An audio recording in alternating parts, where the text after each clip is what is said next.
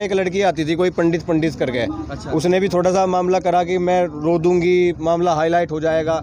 हमें इस प्रकार के मामलों से कोई क्या कर रहा क्या नहीं कर रहा, हमारे भी आंदोलन चलते हैं। मैं पिछले 8 सालों से गोरक्षा का संगठन चला रहा हूँ और देशव्यापी ऐसा कोई मुद्दा नहीं है जिसमें हमारे में मुकदमे ना लगाऊं, हमने उठाए ना हूँ। लेकिन फिलहाल गाजीपुर बॉर्डर पर हम किसानों के लिए बिल वापसी की मांग को लेके, एमएसपी पर कानून की मांग को लेके और जो हमारे खेतों में इलेक्ट्रिसिटी पे मीटर लगा दिए उन मांगों पे हम किसानों की बात कर रहे हैं। हम यहाँ अन्य कोई हमारी शादी कब करवा रहा, हम बच्चों के बेरोजगारी का मुद्दा उठाएंगे, हम और कई जगह उठाएंगे। तो आप मान लो कि कुछ लोगों को, चुनिंदा लोग यहाँ से भी हैं जो मीडिया जीवी हैं, जिन्हें अपना चेहरा आगे लाना है, अपना फेमस होना है। तो उन लोगों से हमारे देखो कमेंट करना हमारी तो बात है नहीं कि हम उन पर कुछ कमेंट करें। जो वे कह रहे हो ना कहने दो, वे अगर ऐसे फेमस नहीं होंगे तो वे बड़े किसान नेता पे आरोप लगा के तो वे सोचेंगे ना कि हमारा तो उनका तो नाम लेना भी बेकार है, उनके बारे में जिक्र करना छोड़ दो। तो जो असली आंसू होते हैं, उसके बाद एक लड़की और है, उसने भी थोड़ा सा सोशल मीडिया पे आपने भी दिखाया होगा, मैं नाम तो किसी का लेना नहीं चाहता कोई फेमस हो, लेकिन फिर एक मजाक चला पूरे देश में। जिन लोगों को हाईलाइट होना था वे रोने की कतार में चले गए कि हम भी रो दे, क्या पता हम भी फेमस हो जाएं। तो ये ऐसे लोग हैं, इन पर चर्चा आप लोग जितनी कम करें इस किसान आंदोलन के लिए, किसान हित के लिए, उतना ही फायदेमंद है। तो पहले भी एक आरोप लगा, एक लड़की आती थी कोई पंडित करके। अच्छा। उसने भी थोड़ा सा मामला करा कि मैं रो दूंगी, मामला हाईलाइट हो जाएगा। हमें इस प्रकार के मामलों से कोई क्या कर रहा क्या नहीं कर रहा, हमारे भी आंदोलन चलते हैं। मैं पिछले 8 सालों से गोरक्षा का संगठन चला रहा हूँ और देशव्यापी ऐसा कोई मुद्दा नहीं है जिसमें हमारे में मुकदमे ना लगाऊं, हमने उठाए ना हूँ। लेकिन फिलहाल गाजीपुर बॉर्डर पर हम किसानों के लिए बिल वापसी की मांग को लेके, एमएसपी पर कानून की मांग को लेके और जो हमारे खेतों में इलेक्ट्रिसिटी पे मीटर लगा दिए उन मांगों पे हम किसानों की बात कर रहे हैं। हम यहाँ अन्य कोई हमारी शादी कब करवा रहा, हम बच्चों के बेरोजगारी का मुद्दा उठाएंगे, हम और कई जगह उठाएंगे।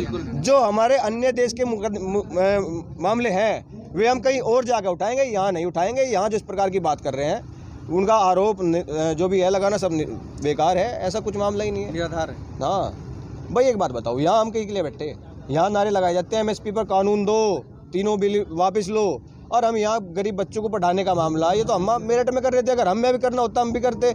और यहाँ इतनी समाज सेवी संस्था है, केवल भारतीय किसान यूनियन तो है नहीं, अन्य संगठन भी हैं, वे लोग भी अपने अपने आधार के रूप में अपने अपने शहरों में इस प्रकार के काम करते रहते हैं। लेकिन यहाँ आकर ये तो आप मान लो कि कुछ लोगों को, चुनिंदा लोग यहाँ से भी हैं जो मीडिया जीवी हैं, जिन्हें अपना चेहरा आगे लाना है, अपना फेमस होना है। तो उन लोगों से हमारे देखो कमेंट करना हमारी तो बात है नहीं कि हम उन पर कुछ कमेंट करें। जो वे कह रहे हो ना कहने दो, वे अगर ऐसे फेमस नहीं होंगे तो वे बड़े किसान नेता पे आरोप लगा के तो वे सोचेंगे ना कि हमारा तो उनका तो नाम लेना भी बेकार है, उनके बारे में जिक्र करना छोड़ दो। राकेश टिकैत के ऊपर ये इल्जाम लग रहे हैं केवल सिर्फ और सिर्फ इसलिए हैं कि उनको मीडिया अटेंशन दे। बिल्कुल आपने देखा नहीं कि अभी आपने देखा होगा 1-1.5 हफ्ते की पहले की बात है, देश में बहुत बड़ा मजाक चला।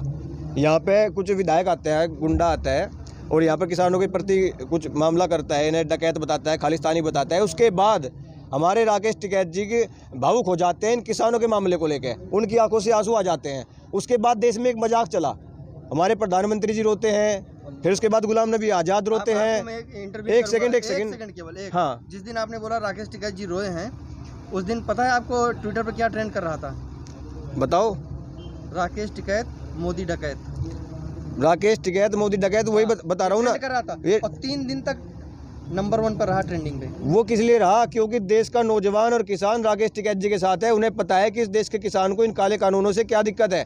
नरेंद्र मोदी जी भारत के प्रधानमंत्री है, लोकतांत्रिक देश है सबसे बड़ा, वे रोए हैं, किसी पर फर्क पड़ा है? बताओ, हमारे देश के किसी एक व्यक्ति पर फर्क पड़ा हो कि नरेंद्र मोदी जी के रोने से किसी पर फर्क पड़ा?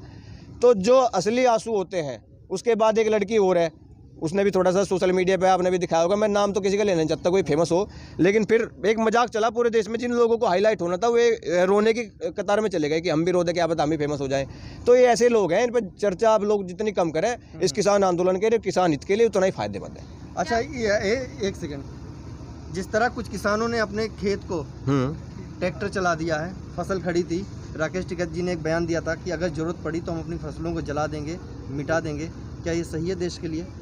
ये देश के लिए और छोटे किसानों के लिए ये गलत भी है। उसके बाद राकेश टिकैत जी ने कह भी दिया कि एक प्रतीकात्मक था, हमारा ये संदेश था अपने लोगों को कि अगर हमें फसल जलानी भी पड़ जाए तो जला दियो, क्योंकि फसल वैसे भी जलने वाली है। आप एक बात सपोज करो कि मैंने 10 बीघा गेहूँ बो लिए और 10 बीघा गेहूँ के बोने के बाद मैं अगर मंडी में लेके जाता हूँ और कहीं लेके जाता हूँ, उसका भंडारण लोगों ने अनलिमिटेड कर लिया है, सीमित कर लिया, तो भंडारण तो वो तो जब भी जलने वाला है, वो हमारा तो 10 रुपये किलो जाएगा, लेकिन आप लोग जो शहरों में रहते हो ना, वो 200 रुपए किलो आप खरीदोगे। आप समझो इस बात को। बिल्कुल समझ रहे हैं, लेकिन एक जिम्मेदार आदमी जिसकी वजह से आंदोलन दोबारा खड़ा हुआ, हाँ। वो इस तरह का अगर गैर जिम्मेदाराना बयान देगा तो आपको लगता है क्या ये सही बात है? गैर जिम्मेदाराना नहीं, ये तो चौधरी चरण सिंह ने अपने समय में, जब हमारे बड़े बताते हैं, हमारे बाबर, उस समय गन्ना 2 रुपये कुंटल और जो उस पर पत्ती उतरती है 9 रुपये कुंटल बिक रही थी। चौधरी चरण सिंह ने पूरे देश की चीनी समुद्र में बहा दी थी। तो ये हमारे टिकैत जी ने अपने किसानों को रोक भी लिया, और कई किसानों ने ऐसा करके भी दिखा दिया कि हम अपनी फसल बर्बाद कर देंगे, लेकिन इस देश के जो लोग हमें खालिस्तानी पाकिस्तानी आतंकवादी बताते हैं, उन्हें एक दाना नहीं देंगे। दाना देगा क्या फ़ायदा है? हमारे 10 रुपये किलो थे, अपने हमारे देश के लोग जो शहरों में रह रहे हैं, हमारे भाई रह रहे हैं, वे 200 रुपये किलो खरीदते हैं। ऐसा चाहता है क्या देश? ये गैर जिम्मेदाराना बयान नहीं है। इस देश के जो हुक्मरान है वे समझ लें, अगर इस प्रकार के बिल वापस ना हुए तो पूरे देश का किसान इन्हें एक दाना नहीं देगा। आपने क्या नाम, छोटू राम जी के बारे में नहीं सुना क्या? जब छोटू राम जी किसानों का मुद्दा उठा रहे थे, तो उस समय हमारे तिलहन और दलहन की फसलों पर रेट नहीं दिया जा रहा था। उन्होंने भी इसी प्रकार का बयान दिया था अपने किसानों को कि एक दाना इन्हें अंग्रेजों को और एक दाना इन्हें व्यापारी को मत देना। उस समय जाके किसानों की फसल के रेट बढ़े थे। तो ये बयान गैर जिम्मेदाराना कैसे हो सकता है? जैसा अभी आपने बोला कि जो छोटे किसान हैं उनको फर्क पड़ेगा, तो अगर जिन छोटे किसानों ने इस तरह का अगर कोई भी कृत्य किया है तो उनका घर कैसे चलेगा पूरे साल? आपने बयान पूरा नहीं पढ़ा। इसका मतलब उन्होंने कहा था अपने घर के अपने खाने जोगर रख के और सारे जला दियो। किसान में फर्क नहीं पड़ रहा। किसान तो अपने घर जोगर रखेगा, अपने आप खावेगा। और जो ये लोग कह रहे हैं ना कि हम राष्ट्रवाद, जिन लोगों ने राष्ट्रवाद की परिभाषा ही बदल दी, हम राष्ट्रवाद में 100 रुपये पेट्रोल खरीद लेंगे और हम राष्ट्रवाद में 200 रुपये आटा वे कहाँ से खरीदेंगे, वो हम इन्हें दिखाना चाहते हैं। यार राष्ट्रवाद की परिभाषा बदल दी इन लोगों ने। राष्ट्रवाद क्या होता था? इन लोग पता देश में राष्ट्रवाद क्या है? आज इस देश में राष्ट्रवाद हुआ है जो भारतीय जनता पार्टी की चापलूसी करेगा, चाटुकारिता करेगा, उनके गलत नीतियों का समर्थन करेगा। आज इस देश में सिर्फ वो क्या नाम राष्ट्रवाद रह गया है। राष्ट्रवाद की परिभाषा इस देश में बदल दी। आपने अभी बात करी थी हाँ। कि कोई रोता है तो फेमस होने के लिए रोता है। आप क्या कर रहे हैं यहाँ पर? देश में और भी मुद्दे हैं, बेरोजगारी है, जो युवा से रिलेटेड मुद्दे, उस पर आवाज तो नहीं उठाई आपने? हम अभी गए थे, आज आपने देख नहीं रहा कि कई मिलियन में आज मोदी रोजगार दो का ट्रेंड चल रहा है। सुबह से हम और हमारी टीम ट्रेंड कर रही है। और अभी हमारे साथी यहाँ है, कहाँ है सुमित? हम अभी मुखर्जी नगर से आए हैं और मुखर्जी नगर में आज बहुत बड़ा पैदल मार्च था। लेकिन हमारी देश की जो बताया ना तानाशाही सरकार है, उन लोगों ने कोविड-19 की गाइडलाइंस का हवाला देते हुए वो बंद करा दी। तो ऐसा नहीं है कि हम देश में सिर्फ किसी मुद्दे पर लड़ रहे हैं। देश का प्रत्येक जो मुद्दा है, जहाँ लोग गलत नीतियाँ हो रही हैं, जहाँ लोगों को परेशानी है, जो इनके सरकार गलत नीतियाँ ला रही है, उसका विरोध करना हमें हमारी जिम्मेदारी है। हमारा संविधान हमें हक देता है कि हम आवाज़ उठाएं। बिल्कुल। लेकिन ये जो तानाशाही सरकार है ना, ये चाहती है कि हिटलरशाही चलाकर और इन लोगों को दमन करके, अरे जब ये अपनी रैलियाँ करते हैं तब कहाँ जाती है इनकी क्या नाम कोविड-19 की गाइडलाइंस। अब यहाँ पर अगर देश का नौजवान, देश का बेरोजगार अपनी अपनी डिग्रियाँ हाथ में लेकर दिखा रहा है कि मेरे पास ये डिग्रियाँ हैं और हमें रोजगार दे दो, तब आप कहते हो कोरोना आ गया। बिहार में जब पूरे देश लॉकडाउन में अपने घरों में बंद था, उस समय तुम बिहार में रैलियाँ कर देते हो, बंगाल में तुम्हारी रैलियाँ चल रही हैं बड़ी बड़ी। जब भी देश में चुनाव आता है तब तो कोई कोरोना नहीं होता। लेकिन जहाँ मुद्दे की बात आती है, जब देश का नौजवान अपनी बात करता है, अपने हक की बात करता है, तब आप लोग कहते हो कि क्या नाम कोरोना आ गया। अरे मोदी जी ने कहा था प्रत्येक वर्ष 2 करोड़ रोजगार दे दूंगा। 7 साल हो चुके हैं। 7 साल के माध्यम से 14 करोड़ रोजगार मोदी जी हमारा खा गए। 14 करोड़ रोजगार। अभी तक किसान ये बोल रहे थे कि अब की गुजरात में चुनाव आएंगे तो बता देंगे। अभी नगर निकाय के चुनाव कल ही संपन्न हुए हैं, आपने देखा वहाँ कितनी सीटें आई। मीडिया की यही तो दिक्कत है, मीडिया ने गुजरात पे बात कर रही है, पंजाब पे मीडिया ने बात नहीं करी। पंजाब पे भी बात किया मैंने, पंजाब पे बात किया, पूरी तरह सुपड़ा साफ था। पंजाब में पूरी तरह सुपड़ा साफ था। और वहाँ आम आदमी पार्टी भी आई है, 27 सीटें ले आई हैं। पंजाब, एक बार मेरे कहने से आप एक बार गुजरात जरूर जाना और वहाँ के किसानों की हालत देखना। वहाँ का किसान जैसे जिस प्रकार अंग्रेजों के समय था ना, वहाँ के किसानों की हालत, गांव देहात में जाना, बड़े बड़े महानगरों में नहीं। वहाँ के किसानों की एक एक बीघा जमीन, एक एक हेक्टेयर सारी की सारी इन पूंजीपतियों के उसमें रखी है। वहाँ का किसान रोता है। अभी पता है क्या हुआ है? वहाँ से लगभग 15,000 किसान यहाँ आने के लिए चले, उन सभी के सभी किसान जेल में पड़े। वहाँ से पता नहीं किस प्रकार एक किसान ने आकर वहाँ की हालत में आ गई है। वहाँ का किसान खुश होगा तभी तो जीती है।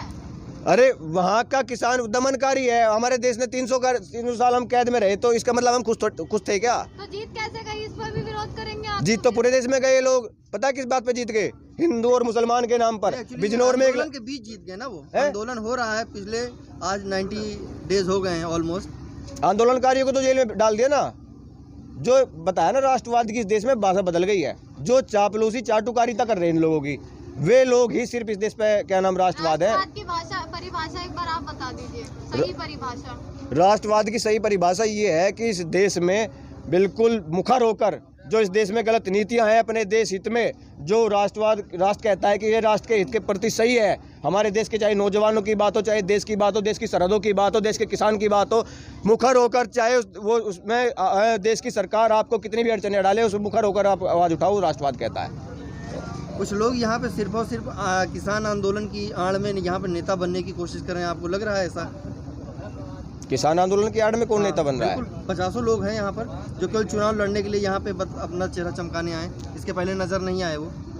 देखो, उन्हें हमारा जो संयुक्त किसान मोर्चा है, हम संयुक्त किसान मोर्चा को जानते हैं। जो लोग ऐसे लोगों को आप भी ना पकड़ो जो यहाँ सिर्फ नेता बनने के लिए आए हैं, आप उनसे बात मत करो ना। बिल्कुल, जो बिल्कुल मीडिया जीवी है, आप ऐसे लोगों को देखो जो यहाँ निरंतर आपसे बिल पे बात करे, फैक्ट पे बात करे, किसान आंदोलन पे बात करे, देश पे बात करे, जो यहाँ बॉयफ्रेंड की बात करे, अपनी शादी की बात करे, रोने धोने की बात करे या इधर उधर की बात करे। आप लोगों की भी जिम्मेदारी बनती है, क्योंकि आंदोलन सिर्फ और सिर्फ यूट्यूब मीडिया के माध्यम से बचा है। मीडिया की जिम्मेदारी ये भी कि देश में जो हो रहा, जैसे हो रहा, एज इट इज आपके सामने रिप्रेजेंट करना, चाहे सरकार कर रही हो, चाहे किसान कर रहा हो, चाहे जनता कर रही हो ना, मीडिया सब कुछ दिखाएगा।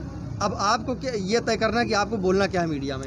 भाई आपको एक बात बताऊँ, एक बार एक जंगल में आग लगी तो उसमें एक चिड़िया आई, वो पानी लेके जा रही थी और चोंच में वहाँ डाल देती। तो किसी ने पूछा भाई तो तेरी इससे आग थोड़ी बुझ रही है? तो उसने कहा कि जब इस देश में इस जंगल के बारे में पता चला कि ये आग बुझाने में कौन था, उसमें मेरा नाम आएगा। तो यहाँ कोई व्यक्ति अपने आप फेमस होने के लिए आया हो या नेता बनने के लिए आया हो, चाहे वो 1 घंटे के लिए अपना समय दे रहा है या पूरे दिन का दे रहा है, यहाँ से था या नहीं था, लेकिन वो अगर वो 1 दिन का भी समय यहाँ दे रहा है तो उसकी आहुति इस हवन कुंड में है। वो इस किसान आंदोलन में किसानों के साथ